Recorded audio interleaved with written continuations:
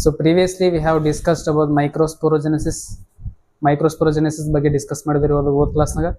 ಮೈಕ್ರೋಸ್ಪೊರೊಜೆನೆಸಿಸ್ ಅಂದ್ರೆ ಏನಿತ್ತು? ಮೈಕ್ರೋಸ್ಪೊರೆಂಜಿಯಮ್ ಅಂತ ಹೇಳ್ತೀವಿ. 4 ಮೈಕ್ರೋಸ್ಪೊರೆಂಜಿಯಮ್, ರೈಟ್? 4 ಮೈಕ್ರೋಸ್ಪೊರೆಂಜಿಯಮ್ ಒಳಗೆ ಏನೈತಿ? ಕಾಂಪ್ಯಾಕ್ಟ್ಲಿ ಅರೇಂಜ್ಡ್ ಸೆಲ್ಸ್ ಇದ್ವು, ಸ್ಪೋರೋಜಿನಸ್ ಟಿಶ್ಯೂ ಅಂತ ಹೇಳಿದೆವು. ಪ್ರತಿ ಒಂದು ಸೆಲ್ಲು ಏನ ಕನ್ವರ್ಟ್ ಆಗ್ತಿತ್ತು? ಮಿಯೋಸಿಸ್ ಆಗಿ ಮೈಕ್ರೋಸ್ಪೋರ್ ಟೆಟ್ರಾಯ್ಡ್ ಫಾರ್ಮೇಶನ್ ಆಗ್ತಿತ್ತು. ಆ ಮಿಯೋಸಿಸ್ ಆಗಿ ಮೈಕ್ರೋಸ್ಪೋರ್ ಟೆಟ್ರಾಯ್ಡ್ ಫಾರ್ಮೇಶನ್ ಆಗಿ ಹೆಂಗ್ ಆಂಥರ್ ಮ್ಯಾಚೂರ್ ಆಗ್ತದ, ಹಂಗ ಏನತ್ತರಿ ಅದು ಎಲ್ಲ ಮ್ಯಾಚೂರ್ ಆಗಿ ಡಿಹೈಡ್ರೇಟ್ ಆಗ್ತೋಡ್ರಿ. ಅವಾಗ ಏನತ್ತದ? ಆಂಥರ್ ಒಣಗದ ಮೇಲೆ ಅವು ಮೈಕ್ರೋಸ್ಪೋರ್ ಟೆಟ್ರಾಯ್ಡ್ ಇದ್ದಿದ್ದು ಮೈಕ್ರೋಸ್ಪೋರ್ಸ್ ಕನ್ವರ್ಟ್ ಆಗಿ ನೆಕ್ಸ್ಟ್ ಪೋಲಿಂಗ್ ಗ್ರೇನ್ಸ್ ಆಗಿ ಡೆವಲಪ್ ಆಗ್ತದೆ. ಇಲ್ಲಿ ಮೈಕ್ರೋಸ್ಪೋರ್ ಡೆವಲಪ್ ಆಗೋದು ಎದ್ರಿ ಏನದು? Pollen grain. ಅದು ಇವಾಗ next is pollen grain. Pollen grain ಅಂದ್ರೆ ಏನಂತ ನೋಡೋಣ. So the pollen grain is generally circular in structure and it measures about 25 to 50 micrometer. ಎಷ್ಟಿರ್ತದೆ ಇದ್ರದ್ದು diameter? 25 to 50 micrometer in diameter. ಎಷ್ಟು ಡಯಾಮೀಟರ್ ಇರ್ತದೆ ಇದ್ರದ್ದು ಪೋಲಿಂಗ್ ಗ್ರೇನ್. ಇವಾಗ ಪೋಲಿಂಗ್ ಗ್ರೇನ್ ಹೆಂಗ್ ಕಾಣ್ತವ? The structure of pollen grain ಹೆಂಗಿರ್ತಂದ್ರ ಇಟ್ ಹ್ಯಾಸ್ 2 ಲೇಯರ್ಸ್. ಇದಕ್ಕೆ 2 ಲೇಯರ್ ಇರ್ತಾವ, ರೈಟ್? ಒಂದು ಹಾರ್ಡ್ ಲೇಯರ್ ಇರ್ತರಿ and another one is a single layer structure ಇರ್ತರಿ. ಇನ್ನೊಂದು this is 1 layer and this is the another layer. So the outermost layer which is called as exine and the inner layer is called as intine. ಹೊರಗಿನ ಲೇಯರಿಗೆ ಅಂತೀವಿ ನಾವು exine, ಒಳಗಿನ ಲೇಯರಿಗೆ ಅಂತೀವಿ ನಾವು intine. As you can see here, exine is not continuous layer. ಇದು continuous layer ಅಲ್ಲ, ಇದು ಅಲ್ಲಿ ಗ್ಯಾಪ್ ಕಾಣ್ತಾ ಇದ್ದೀವಿ. ಇಲ್ಲಿ ನೋಡ್ಬೋದು ನೀವು ಗ್ಯಾಪ್, ರೈಟ್? ಸೊ ಈ ಗ್ಯಾಪಿಗೆ ಏನಂತೀವಿ ಅಂದ್ರೆ ನಾವು ಜರ್ಮ್ ಪೋರ್ ಅಂತೀವಿ. So these gaps are present in exine wall. These are called as germ pores. From germ pores the pollen tube will be form.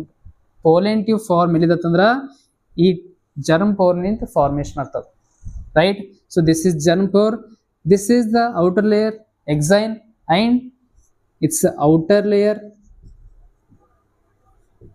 and intine is inner layer.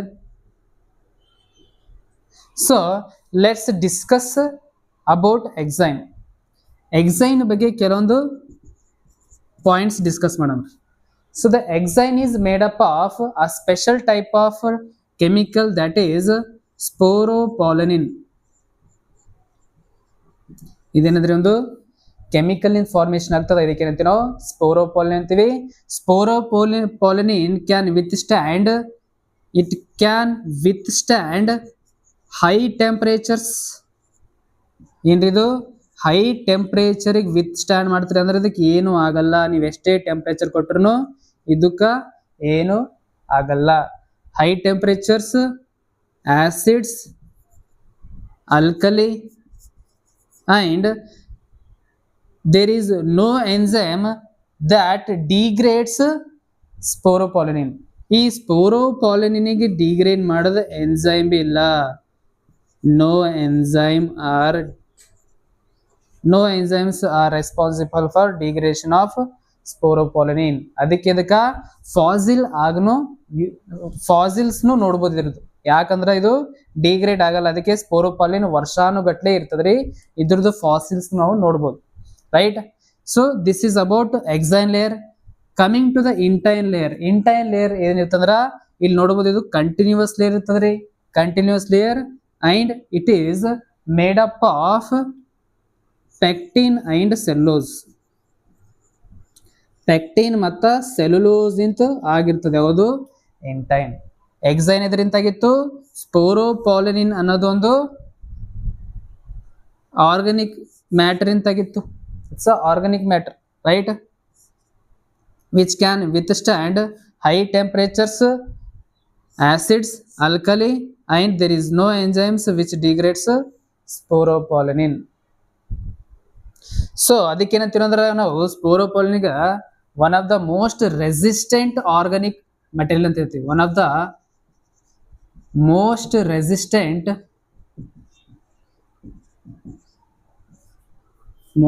Resistant organic material ಅಂತ ಹೇಳ್ತೀವಿ. ಭಾಳ resistant ಇರ್ತಾವ್ರಿ. ಎದಕ್ಕೆ resistant ಇರೋದು ಇದು ಇದಾದ್ರೆ ಇದು high ಟೆಂಪರೇಚರ್ಗೆ resistant ಅದ, ಆಸಿಡ್ಸ್ಗಳಿಗೆ, ಅಲ್ಕಲಿಗಳಿಗೆ and ಎಂಜೈಮ್ಸ್ಗಳಿಗೆ ಇದು ರೆಸಿಸ್ಟೆಂಟ್ ಅದ. ಸೊ ಇಲ್ಲಿ ಪೋಲಿನ್ ಗ್ರೇನ್ ಅದ, ಇದೊಂದು ಸೆಲ್ ಅದ ಒಳಗ್, ರೈಟ್. ಈ ಸೆಲ್ ಅಂದ್ರೆ ಇಲ್ಲಿ ಏನಿರ್ಬೋದ್ರಿ, ಇಲ್ಲಿ ಸೆಲ್ ಸುತ್ತಮುತ್ತ ಏನಿರ್ತದೆ, ಇಲ್ಲಿ ಪ್ಲಾಸ್ಮಾ ಮೆಂಬ್ರೇನ್ ಇರ್ತದ. This is plasma membrane. Plasma membrane ಒಳಗೆ ಏನದ, ಪ್ಲಾಸ್ಮಾ ಮೆಂಬ್ರೇನ್ ಅಕ್ಯುಪೈಸ್ ಸೈಟೋಪ್ಲಾಸ್ಮಾ. ಇದ್ರೊಳಗೆ ಏನದ್ರಿ, ಸೈಟೋಪ್ಲಾಸ್ಮಾ ಅದ. So here you can see a big cell. This is a big cell which has irregularly shaped nucleus. ಒಂದ್ ಏನಿರ್ತದೆ ಇದ್ರೊಳಗ, irregularly shaped nucleus present ಇರ್ತದ. ಒಂದು irregularly shaped nucleus present ಇರ್ತದ. ಈ ಸೆಲ್ಲಿಗೆ ಏನ್ ಹೆಸರಿರ್ತಂದ್ರ, this cell is called vegetative cell. ಏನಂತೀವಿ ಇದಕ್ಕೆ ನಾವು, ವೆಜಿಟೇಟಿವ್ ಸೆಲ್ ಅಂತ ಹೇಳ್ತೀವಿ. ಇವಾಗ ವೆಜಿಟೇಟಿವ್ ಸೆಲ್ ಒಳಗ ಸೈಟೋಪ್ಲಾಸ್ಮಾದ. ಈ ಸೈಟೋಪ್ಲಾಸ್ಮಾ ಒಳಗ ಇನ್ನೊಂದು ಸೆಲ್ ಫ್ಲೋಟ್ ಆಗ್ತಾ ಇರ್ತದ. ಸೆಲ್ ಒಳಗೆ ಸೆಲ್ ಫ್ಲೋಟ್ ಆಗ್ತಿರ್ತದ. ಈ ಸೆಲ್ಲಿಗೆ ಏನಂತೀವಿ ಅಂದ್ರ, this cell is called as generative cell. ಇದಕ್ಕೆ ಏನಂತೀವಿ ನಾವು, ಜನರೇಟಿವ್ ಸೆಲ್ ಅಂತ ಹೇಳ್ತೀವಿ. ಇದ್ರ ಶೇಪ್ ನೋಡ್ರಿ ಹೆಂಗದ್ರ, ರೈಟ್. ಈ ಶೇಪಿಗೆ ಏನಂತೀವಿ ನಾವು, ಸ್ಪಿಂಡಲ್ ಶೇಪ್ ಅಂತೀವಿ. ಹೆಂಗಾದ್ರೆ ಇದು ಸ್ಪಿಂಡಲ್ ಶೇಪ್ ಅದ. ಎಷ್ಟು ಸೆಲ್ ಅದ್ರಿ ಇವಾಗ, ಇದಕ್ಕ ಟೂ ಸೆಲ್ಡ್ ಸ್ಟೇಜ್ ಅಂತೀವಿ. ಏನಂತೀವಿ, ಟೂ ಸೆಲ್ಡ್ ಸ್ಟೇಜ್ ಅಂತ ಹೇಳ್ತೀವಿ. ಇಲ್ಲಿ ಎರಡು ಸೆಲ್ ಅವ್ರಿ, ಒಂದು vegetative cell, another one is generative cell. Vegetative cell is large and it has irregular shaped nucleus. ಮತ್ತ ವೆಜಿಟೇಟಿವ್ ಸೆಲ್ ಇನ್ನೊಂದು ಪ್ರಾಮುಖ್ಯತೆ ಏನಂದ್ರ, it has abundant food reserve. ಇದ್ರೊಳಗೆ ಏನದ್ರಿ, ಅಬಂಡೆಂಟ್ ಫುಡ್ ರಿಸರ್ವ್ ಅದ. ಅಂದ್ರೆ ಇದ್ರೊಳಗೆ ಫುಡ್ ಅದ, ಫುಡ್ ಪ್ರೆಸೆಂಟ್ ಅದ್ರೊಳಗ.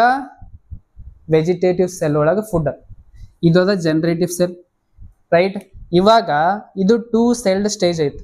ಈ ಪೋಲಿಂಗ್ರಿನ್ ಎದ್ರಂದ್ರ ಎಲ್ಲಾ ಡೆವಲಪ್ ಆಯ್ತು. ಇದು ಮ್ಯಾಚೋರ್ಡ್ ಸೆಲ್ ರೀ.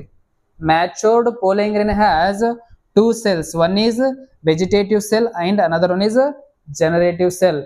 These two cells are called two-celled stage pollen grain. ಯಾವಾಗ ಆಂಥರ್ ಮ್ಯಾಚೋರ್ ಆಗ್ತದ ಅವಾಗ ಏನಂತಂದ್ರ, ಈ ಟೂ ಸೆಲ್ಡ್ ಸ್ಟೇಜ್ ನಾಗ ಏನಂತಂದ್ರ ಎಲ್ಲಾ ಆಂಥರ್ಸ್ಗಳು ಶೆಡ್ ಆಗಿ ಡೆಹಿಸೆನ್ಸ್ ಆಗ್ತದ. ಶೆಡ್ ಆಗಿ ಏನಂತ ಎಲ್ಲಾ ಆಂಥರ್ಸ್ ಇಂತ ಹೊಡೆದು ಹೊರಗೆ ಬರ್ತವ್ರಿ, ರೈಟ್. ಎಲ್ಲಾ ಆಂಥರ್ ಇಂತ ಏನಂತಂದ್ರ ಹೊಡೆದು ಎಲ್ಲಾ ಪೋಲಿಂಗ್ ಗ್ರೇನ್ಸ್ ಹೊರಗೆ ಬರ್ಲಕ್ ಸ್ಟಾರ್ಟ್ ಮಾಡ್ತಾವ. ಒಂದು ಪೋಲಿಂಗ್ ಗ್ರೇನ್ ಒಳಗ ಒಂದು ಆಂಥ್ರೊಳಗ ಸಾವಿರಾರು ಪೋಲಿಂಗ್ ಗ್ರೇನ್ಸ್ ಪ್ರೆಸೆಂಟ್ ಇರ್ತಾವ, ರೈಟ್. ಈ ಪೋಲಿಂಗ್ ಗ್ರೇನ್ಸ್ ಹೊರಗೆ ಬರ್ತಾವ ಯಾವಾಗಂದ್ರ 60% ಆಫ್ ಪ್ಲಾಂಟ್ಸ್ ಒಳಗ ಟೂ ಸೆಲ್ಡ್ ಸ್ಟೇಜ್ ಇದ್ದಾಗ ಏನಂತಂದ್ರ, ಟೂ ಸೆಲ್ಡ್ ಸ್ಟೇಜ್ ಇದ್ದಾಗ ಡೆಹಿಸೆನ್ಸ್ ಆತ್ರಿ. ಯಾವಾಗ ಟೂ ಸೆಲ್ ಸ್ಟೇಜ್ ದಾಗ ಡೆಹಿಸೆನ್ಸ್ ಆಗ್ತದೆ ಇನ್ 60% ಆಫ್ ಪ್ಲಾಂಟ್ಸ್. ಇನ್ನು ರಿಮೈನಿಂಗ್ ಪ್ಲಾಂಟ್ಸ್ ಏನಾಗ್ತಂದ್ರ, ಇದು ಜನರೇಟಿವ್ ಸೆಲ್ ಏನಂತಂದ್ರಿ, again it undergoes mitosis division ಆಗಿ ಇದು ಎರಡು ಮೇಲ್ ಗ್ಯಾಮೆಟ್ಸ್ ಫಾರ್ಮೇಶನ್ ಮಾಡಕ್ ಹೆಲ್ಪ್ ಮಾಡ್ತಾವ. These are male gametes. ಈ ಮೇಲ್ ಗ್ಯಾಮೆಟ್ಸ್ ಫಾರ್ಮೇಶನ್ ಮಾಡಕ್ ಹೆಲ್ಪ್ ಮಾಡ್ತದ ಜನರೇಟಿವ್ ಸೆಲ್ ನಿಂತ ಎರಡು ಮೇಲ್ ಗ್ಯಾಮೆಟ್ಸ್ ಬಂತು. ಇವಾಗ ನೋಡ್ರಿ ಸೆಲ್ಸ್ ಎಷ್ಟವ, one is vegetative cell and two male gametes, right. ಇದಕ್ಕೆ ಏನಂತೀವಿ ನಾವು, 3 ಸೆಲ್ಡ್ ಸ್ಟೇಜ್ ಅಂತೀವಿ. ಇನ್ನ 40% ಆಫ್ ದ ಪ್ಲಾಂಟ್ಸ್ ಒಳಗ 3 ಸೆಲ್ಡ್ ಸ್ಟೇಜ್ ದಾಗ ಏನಂತದ್ರಿ, ಆಂಥರ್ ಶೆಡ್ ಆಗ್ತದ, right. So this is about pollen grain. We'll meet in the next video. Wait. Don't forget to like, share and subscribe. So if you have any doubts regarding this topic, let me know in the comments. Thank you for watching.